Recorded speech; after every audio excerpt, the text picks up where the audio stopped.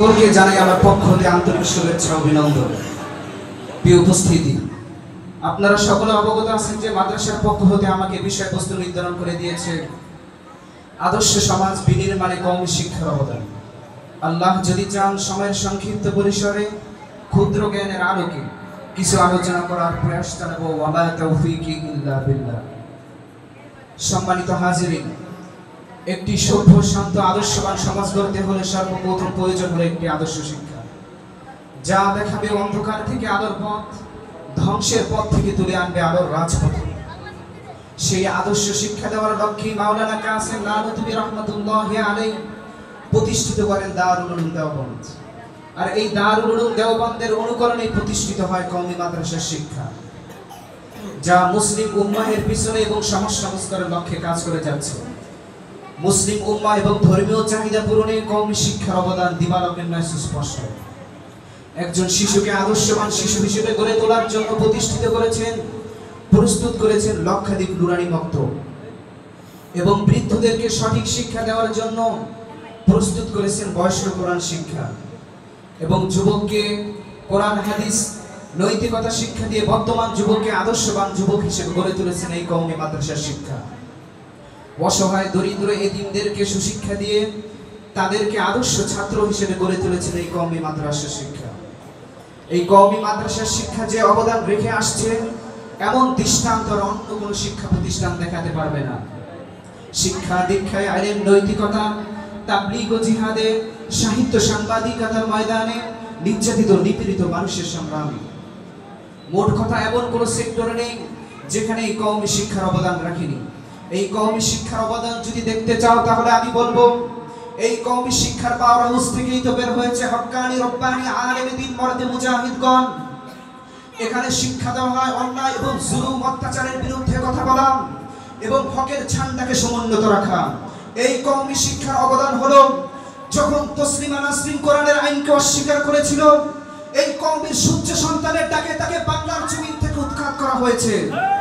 এই কওমি শিক্ষার অবদান হলো যখন সংসদ থেকে বিসমিল্লাহকে বাদ দেওয়া হয়েছে, এই কওমি উলামায়ে কিরামের তীব্র আন্দোলনে তাদের ষড়যন্ত্রকে ধূলিসাৎ করে দেওয়া হয়েছে। এই কওমি শিক্ষার অবদান হলো যখন ধুলাইপাড়ে ভাস্কর্যের নামে মূর্তি স্থাপন করতে চেয়েছিল, এই কওমি উলামায়ে কিরামের তীব্র আন্দোলনে তাদের তীব্র আন্দোলনে তারা সফল হতে পারেনি। এই কওমি শিক্ষার অবদান হলো 2013 সালে এদেশকে নিয়ে যখন মারাত্মক ষড়যন্ত্র করা হয়েছিল, এই কওমির সূর্য সন্তানরা বুকের কাঁচা রক্ত ঢেলে দিয়েছে। এই কওমি শিক্ষার অবদান হলো এই দেশকে ফ্যাসিবাদ মুক্ত করতে জুলাই গণ অভ্যুত্থানে স্কুল ভার্সিটির ছাত্রদের সাথে কওমি মাদ্রাসায় প্রায় 82 জন ছাত্র শহীদ হয়েছে। এই কওমি শিক্ষার অবদান হলো যখন নারী কমিশন আইন বাস্তবায়িত করেছে, সর্বপ্রথম এই কওমি উলামায়ে কেরামরা আন্দোলন করে তুলেছে।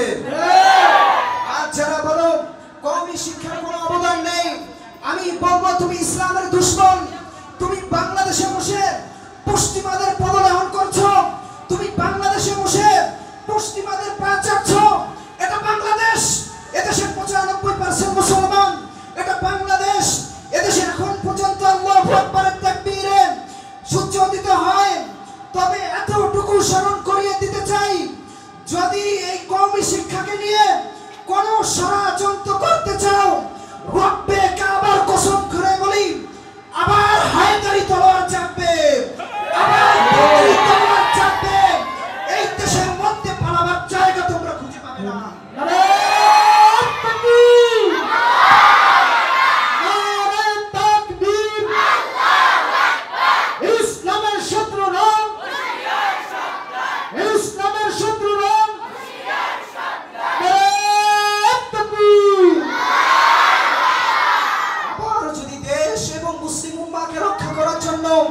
ময়দানে মাহশারে ঝাঁপিয়ে পড়তে হয়, সর্বপ্রথম ময়দানে মাহশারে ঝাঁপিয়ে পড়বেন এই কওমি মাদ্রাসার ছাত্র, শিক্ষক, দাড়ি টুপি ওয়ালারা।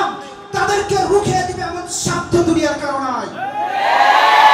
আসুন এই কওমি শিক্ষাকে রেসপন্সিবিলিটি দিতে হবে, সম্মান করতে হবে, তাহলে আজকের সেমিনার সার্থক হবে। ওয়া মা তাওফীকি ইল্লা বিল্লাহ, নাসরুম মিনাল্লাহি ওয়া ফাতহুন করিম।